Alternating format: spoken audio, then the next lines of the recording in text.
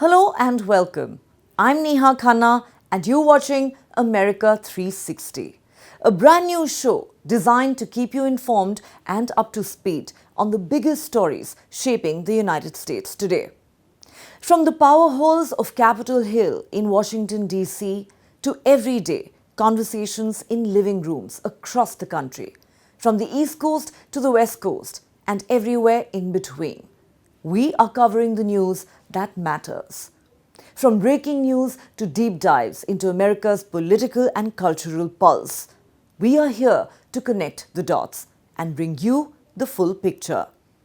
If you're looking to stay ahead on all things America, politics, culture, and everything in between, you've come to the right place. America 360 is here with you every step of the way. If it matters to America, you'll find it right here. Stay informed, stay connected. This is America 360.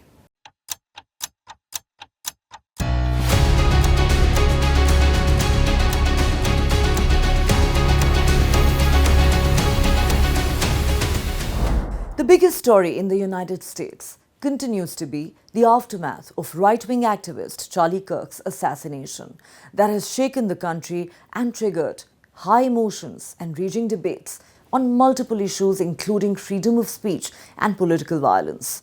US President Donald Trump, in his address at Kirk's memorial service in Arizona, hailed his slain ally as a martyr for American freedom.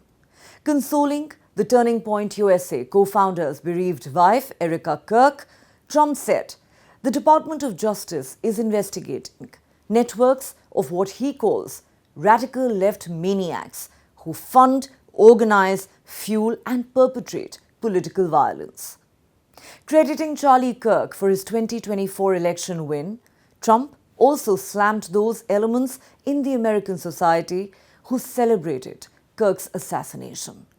Listen in to what Trump told the emotionally charged sea of supporters who came out to pay their tributes to Charlie Kirk. Well, I want to thank you very much, Lee. You've been there from the beginning with us, Lee, and we appreciate it. Nobody can sing that song like Lee Greenwood. Thank you very much, Lee, very much for being here. And his voice has not changed, you know? Pretty amazing. And a special thank you to Erica, because today, America is a nation in grief, a nation in shock, and a nation in mourning. Less than 2 weeks ago, our country was robbed of one of the brightest lights of our times, a giant of his generation, and above all, a devoted husband, father, son, Christian, and patriot. Charles James Kirk was heinously murdered by a radicalized, cold-blooded monster for speaking the truth that was in his heart. He was violently killed because he spoke for freedom and justice, for God and country, for reason and for common sense. He was assassinated because he lived bravely, he led boldly, and he argued brilliantly without apology.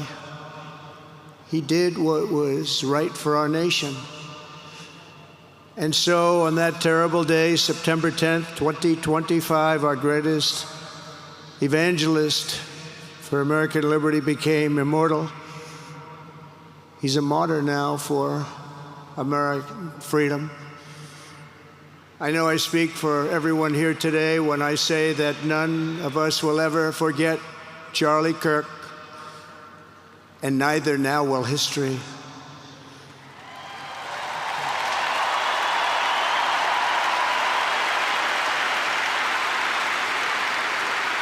Because while Charlie has been reunited with his Creator in heaven, his voice on earth will echo through the generations, and his name will live forever in the eternal chronicle of America's greatest patriots.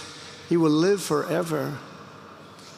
To Charlie's incredible and beautiful widow, Erica, we know the weight of this monumental loss is almost unbearable.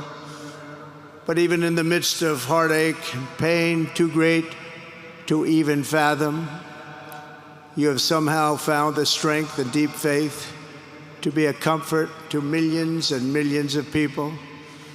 And thank you very much, Erica. Thank you very much.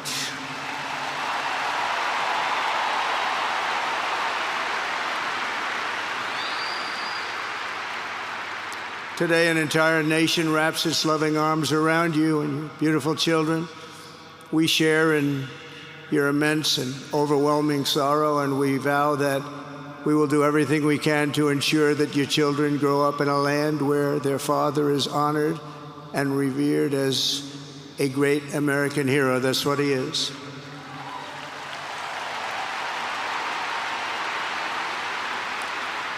To Charlie's parents who lost their beloved son, and to the entire Kirk family, we know that no words can ever be enough to fill the void he leaves behind. That's a void that just can't be filled.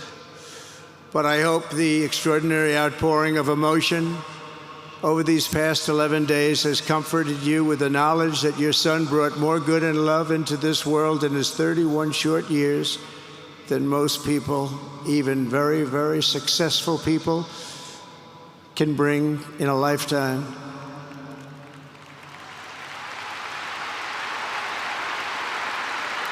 Charlie Kirk loved America with everything he had, and as we can see so clearly today, America loved Charlie Kirk.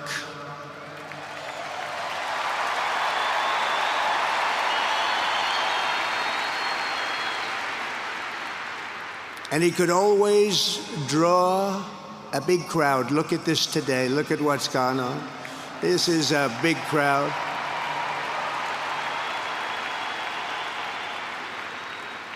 Here today we have the Vice President of the United States, J.D. Vance. We have the Speaker of the U.S. House of Representatives, Mike Johnson. We have countless members of the United States Senate, and I'm sorry I'm not going to introduce you, but I'll be up here. They're all over the place. And likewise, the House of Representatives, they're all over this big stadium. This is not an arena, this is a stadium. Our great cabinet and this stadium packed with rafters of people, not to mention the one across the street that also has tens of thousands of people, and they're watching us on screen right now.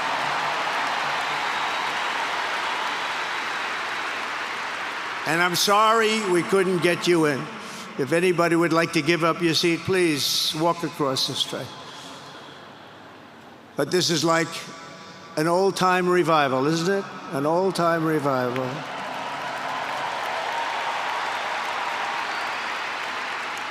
For millions of Americans, especially young people, it is agonizing and unthinkable to say goodbye to a patriot whose heart still had so much to give. It's so much.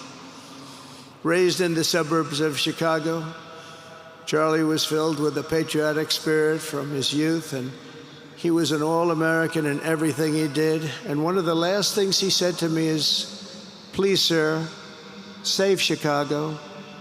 We're going to do that. We're going to save Chicago from horrible crime.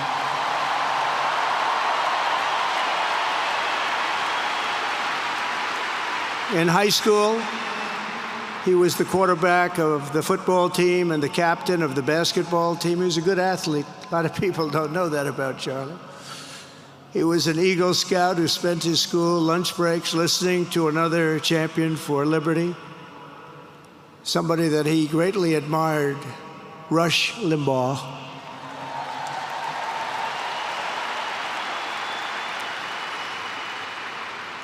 But what was even more important to Charlie than politics and service was the choice he made in the 5th grade, which he called the most important decision of his life, to become a Christian and a follower of his Savior, Jesus Christ.